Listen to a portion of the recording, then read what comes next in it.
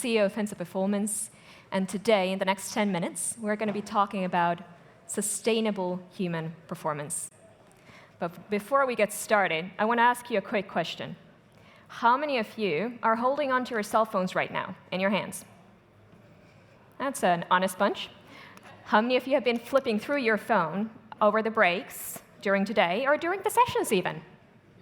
Yeah, thank you for your honesty. I highly recommend that you put your phone out of sight for a little while. Out of sight.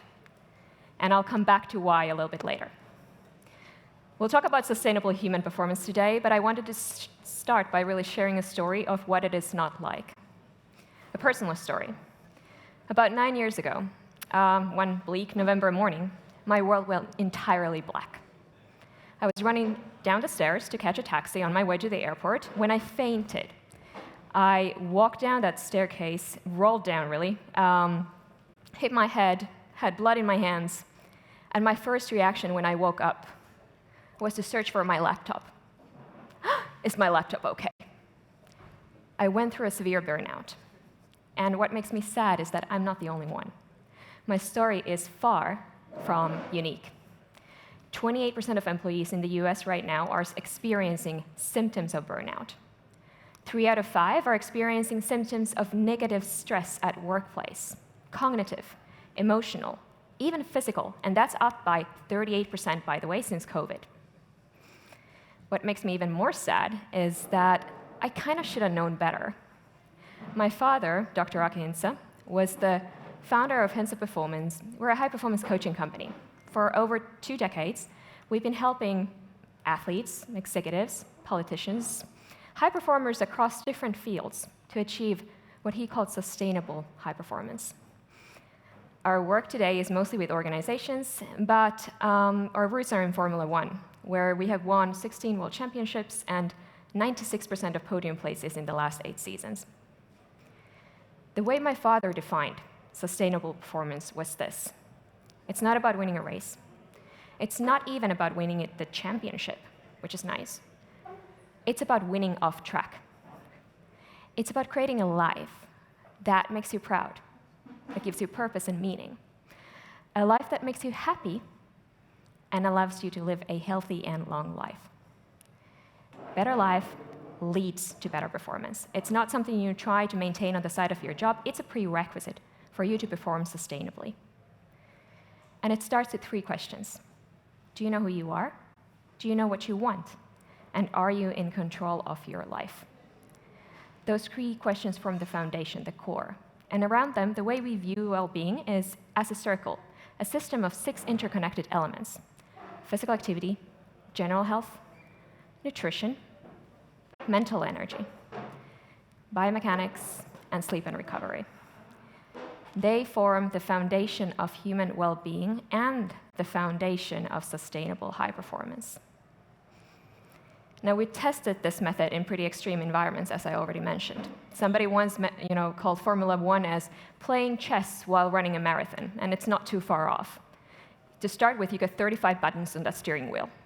You're making split-second decisions while driving 160 miles per hour with 20 other cars on the track. What do you think? Are the Formula One drivers, are they stressed when they get in that car? Absolutely yes, as they should be, 100%. If they were not, they would be dead. Activating their sympathetic nervous system allows them to have laser-sharp focused, superhuman reaction times, stamina, strength. Stress is like a performance booster in critical situations, one of nature's biggest gifts to us. Amazing, really, but if and only if followed by sufficient recovery. I like to use an analogy from sports called supercompensation to demonstrate this. When we train, we break muscle tissue, and it is only during recovery that we build muscle and end up at a level above our starting point, which is called supercompensation. The opposite is also true. If we do not spend enough time in recovery, if the stress becomes chronic, we end up in a downward spiral. We're not looking for absence of stress. We're looking for a balance between 2 states: focused and engaged, and rested and relaxed. I claim we can do better in both. Now, what does this mean in practice?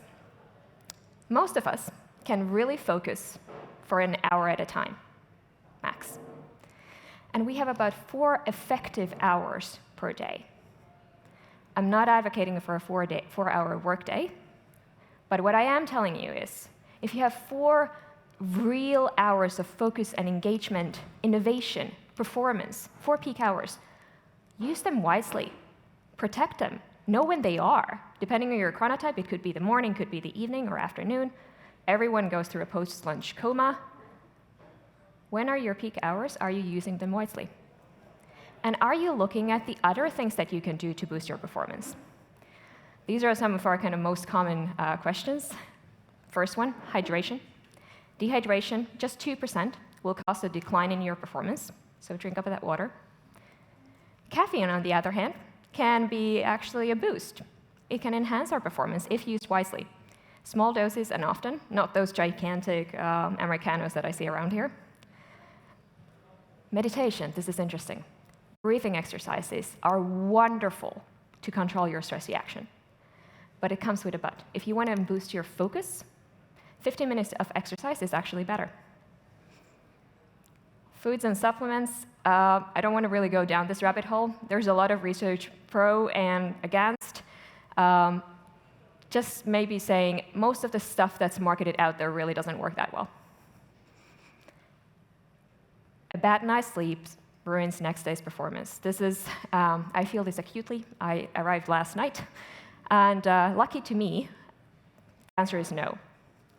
Sleep debt, absolutely. It accumulates, and it will impair your performance. So if you're sleeping less than 7 hours per night regularly, please come speak to me.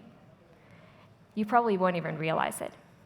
But one bad night, worrying about it the next day would be probably worse. Finally, tracking your sleep and recovery. Should I wear a watch? Should I wear a ring? Should I buy that thing? If it helps you. If it helps you to get more self-awareness about where you are, it can help with accountability. But I argue that in the long run, it would be better for all of us if in the morning we would tune in and listen to our bodies to see if we are rested or not and didn't have to check our watch. We can do a lot to boost our focus, but I claim that the bigger lever for most of us would be actually to focus on our recovery. Science has found 4 different ways of mental recovery. The first one is passive, relaxation. That's your Netflix and chill. The second one is active, mastery, seeking out intellectual challenges. Third one, detachment, distancing yourself from work. Now, this is especially tricky and has been especially tricky when we're working from home because the physical boundaries are blurred. But if you're working for 8 hours and checking your email after, it might be actually better to work 10 hours straight and put a pin on it. And finally, control. Spending your free time on what matters to you. Making a conscious decision to spend your free time on what matters to you. I promise to get back to those phones too. Science has found that having your phone in sight has a negative impact on your performance, even when it's switched off and you know it. Also, flipping through your phone during a break from work is pretty much the same as not taking a break at all. So, hence, suggesting put away those phones for a little while. We got fantastic sessions ahead of us. Let's make the most out of it. Thank you very much.